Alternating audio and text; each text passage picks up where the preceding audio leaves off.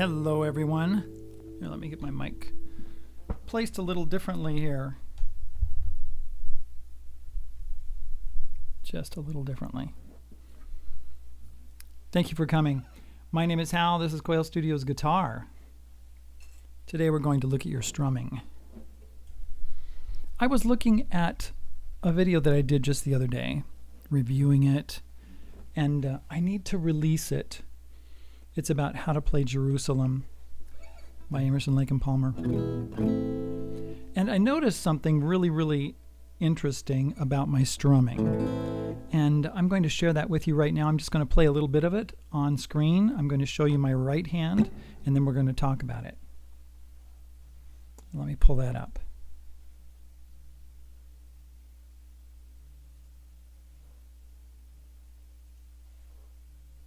Bring me my bow. 2, 3, 4. So it's like 1, 2, 3, 4. 1, 2, 3, 4. 1, 2, 3, 4. 1, 2, 3, 4. I'll sing with that. Bring me my bow, a burning bow. Bring me my arrows of desire. So what I'm doing, I'm going to get out of the way in just a second, but what I'm doing is I'm strumming, and watch the strumming on the right hand. Bring me my chariot of fire. I will not cease from mental fight, nor shall my sword sleep in my hand, till we have built Jerusalem in England's green and pleasant land.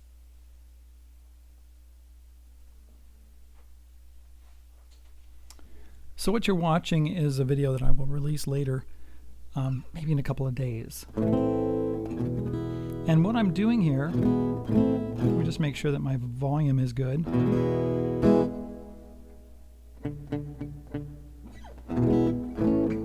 So you can hear it.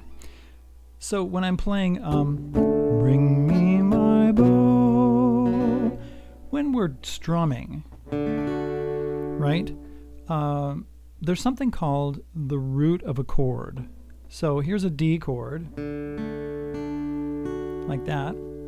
And then the next chord in that song, we have a B minor.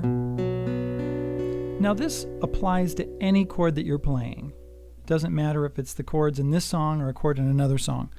But when we're playing a chord, if it says on the music, in fact, I've got a lead sheet right here for Jerusalem. And if it says D, and that's it, then you want to play the D bass note. And that's the lowest D right there, the one on the D string. If it says B minor, you want to play the B, which is right there, 2nd fret, A string. You want to play that as your lowest note. Right? You don't want to play a low E or something like that. Right? Don't do that. You don't even want to play the F sharp. You want to play the B with a B minor chord. You want to play the G with a G chord, which is the 3rd fret right there. That's why it's important to know what your notes are when you're playing the guitar. It's really handy and helpful to know where your notes are. And I've talked about learning the notes on your E string and on your A string. E is open E. A is open A, right? Let's talk just for a second about the notes on the E and the A string, because what we've got here is we'll talk about what we call the natural notes. E is open, F is on, you can barely hear that, right? F is 1. E and F are right next to each other. And then G is on 3. We're talking about the low E string. A, B, A is 5, B is 7, C is 8, D is 10, and E again is 12. Open E, 12th fret E. So these are really important. Now when you look at, if in my book, if you look at in the back where there are chords, and on screen whenever you're watching me and there's a screen, in fact, let me pull up a couple of places here on that particular video, and I'll show you right here. There, let's see, I'm going to put myself on the other side so you can see those chords. And let's just play the video. I won't play the audio. There's a D chord. You see that circle right there over the D string? Right? That's what you want to do, is you want to play that D. Don't play where the X's are. Let's get another one here. E minor. See that low, that E minor has that low, really low E string on it. Now let me turn on the audio. Maybe it'll be helpful to have the audio on. Mountains, B minor, you see that? So when you're looking at those chords, either on the charts that I have on my book or on the screen, right, when there's an X, then the X tells you that don't hit that string, and on the, how do you look at it? When you're looking at it, it's the left-hand side, that note right there. That note's your B. Let's keep going just a little bit. E minor. Green. Let me go from a D to an E. D with an F sharp bass. Aha, right there. D with an F sharp bass. So D with an F sharp bass is different, right? I'll let you look at it on the screen just for a second, and then I'm going to go back to me, full screen, because your D chord is here, your low D, and then if you wanted to play your A, you'll notice that on that screen right there, there's an open on the A, and then there's a second fret on the low E string. So what's happening here is that you can play the D, you can play the A if you really want to, but you can't play a low E with that chord. It just doesn't work. So what I'm doing on this particular song is you got your F sharp, which is the second fret. Right there, it's the lowest note.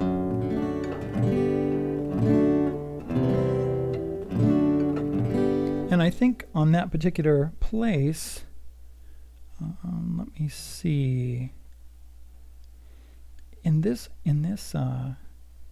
version that I did, here, let me go back to the beginning of that. This is Quail Studios Guitar. Thanks for Walk Upon England's Mountains Green. When I played through the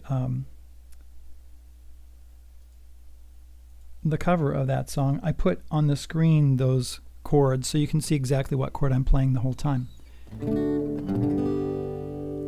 Now, why am I talking about this? It's because when you're playing,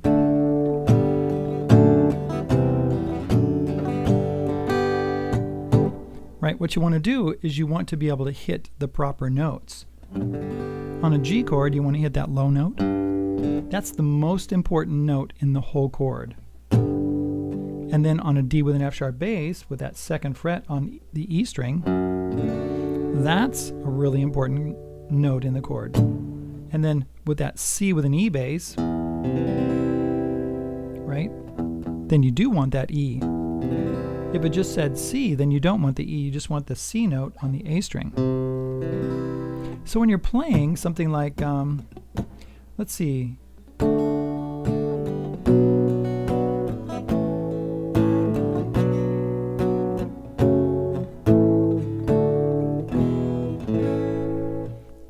I'm going to play from second verse on Jerusalem. Bring me my bow of burning gold, bring me my arrows of desire.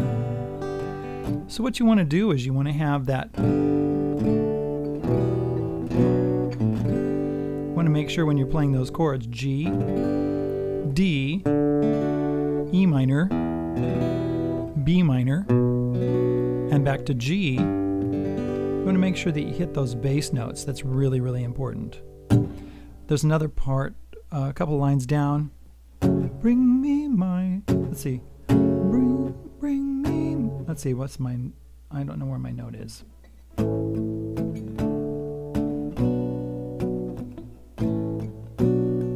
Bring me my chariot of fire. I hit an F sharp minor there, that's a low note.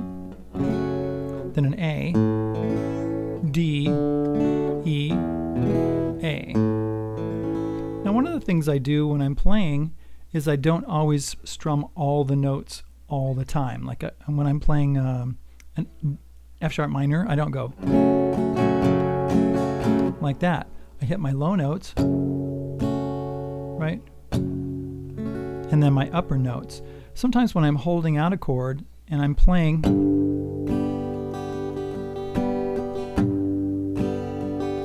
there's a G chord, right?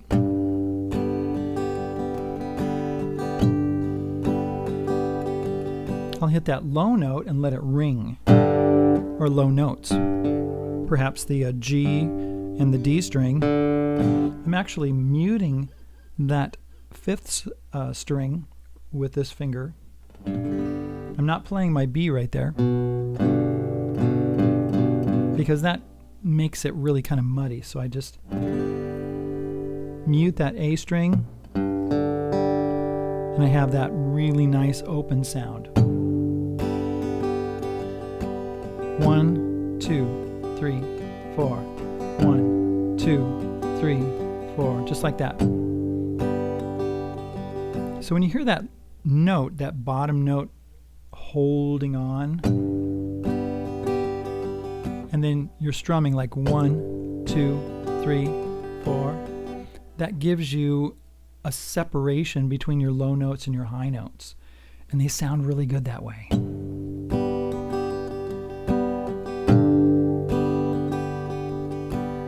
Right? Let's see, on a B minor,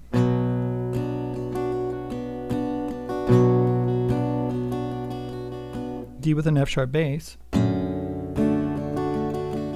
C with an E bass, how about an A,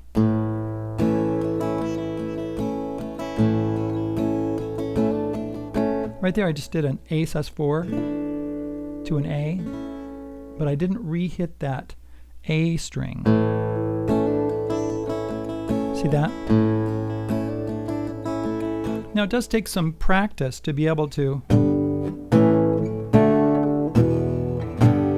right, to be able to hit those chords without looking at your hand the whole time.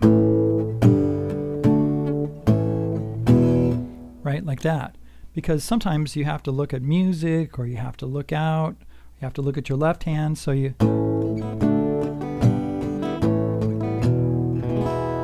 Right, so it does take some practice to do that. Let me look at my comment section here and see what's going on. Hey guys, we got Dwayne here and Bob here. And there's 41 views so far. Wonder if, who else is here? Guys, people have come and gone, I can see that. And we've got Bob here. So if anybody else is here, Monty or Lisa or anybody who shows up, Stephanie, whoever. Yes, you can still, Bob says, we're all listening. You can comment too. What's he doing over there? Whatever. Thanks a lot for any likes that you give me. Thanks, I appreciate that. And let's see. So what we're talking about here is we're talking about getting more precise on your strumming. That's what we want. Right? And being able to, what's the word that I want? Yeah, precise. Precision is really important. Now on the D chord, when you're playing your low D, I try not to hit that D again. Like that.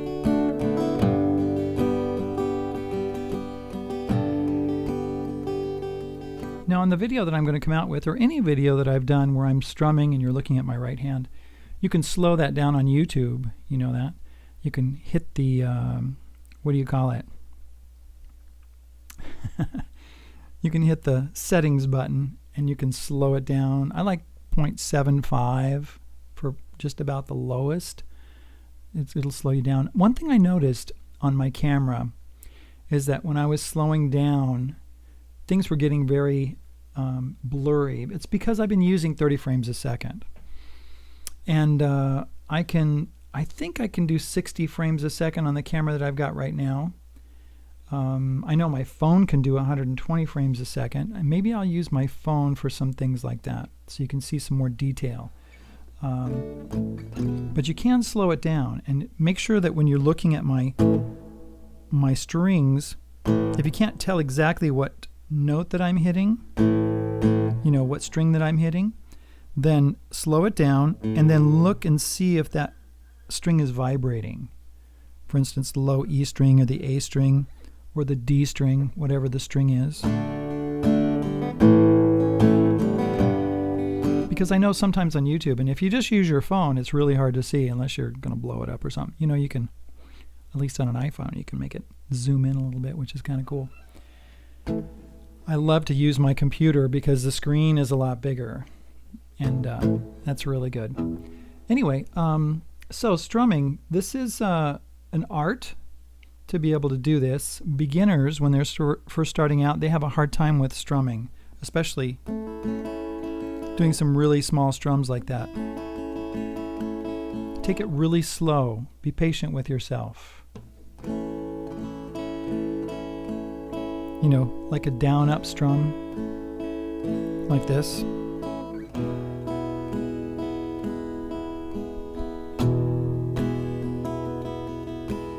One, two, three, four. 1, 2, and da, da, da, da, da, da, da. Now, a lot of times, to tell you the truth, you know, if you're holding your pick and you're squeezing it really tight,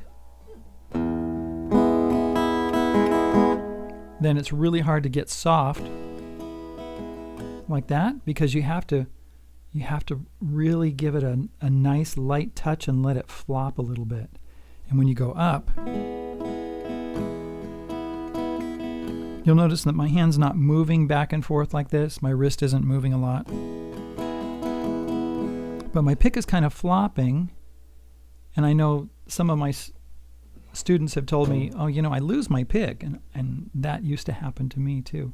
Sometimes what I'll do is I'll actually just lick my finger like that, and then it doesn't move as much. Because my hands are kind of dry. They don't sweat very much, especially in the wintertime. And I know some people sweat profusely, or perspire as the better word for it, profusely on their hands. I do when it's really hot and I have gloves on or something like that, but I don't have that trouble when I'm playing the guitar. Okay, so I want you to work on that, learning how to be more precise with your strumming.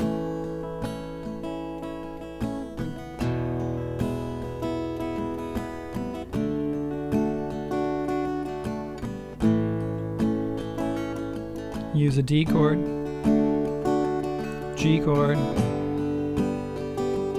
A chord, A chord again, E chord, E7, A7, A minor 7, F, F bar,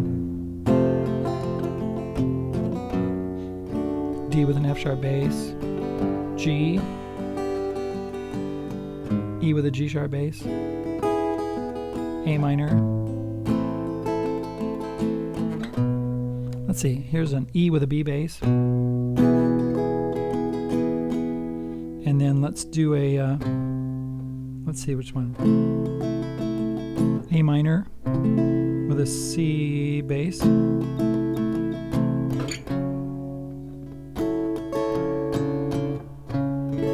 What is that? Oh, I don't remember. A, that's an A with a C sharp bass, D minor. So anytime you're working on those chords, do them slowly, be patient with yourself, and have a good time. It takes time.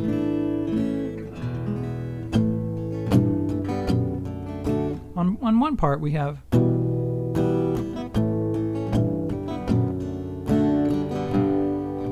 I love that chord progression. Till we have built Jerusalem in England's green and pleasant land. E minor goes A, G bass, D with an F sharp bass, G, D, A sus4, A, back to D.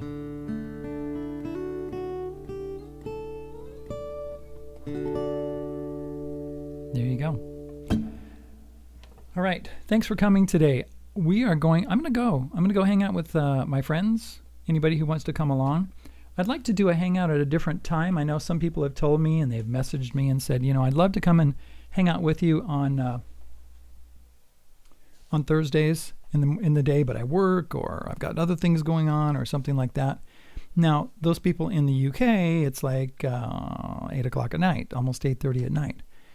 Other people in different places of the world, message me, lessonswithhal@gmail.com, and we'll set up another time to get together and hang out. It's really good to get together every week and just talk because we have a sense of community, a solid one. Thanks everybody for coming. Looks like somebody left already because they're like, I think he's done. Make sure that you stay to the end. You know why? Because sometimes I have these pearls of wisdom that come through right at the end. All right. Thanks a lot, guys. Come and see me again. Ring that bell if you want to get a notification when I go live or when I upload videos and that kind of thing. And we'll talk to you later. Thanks. See ya.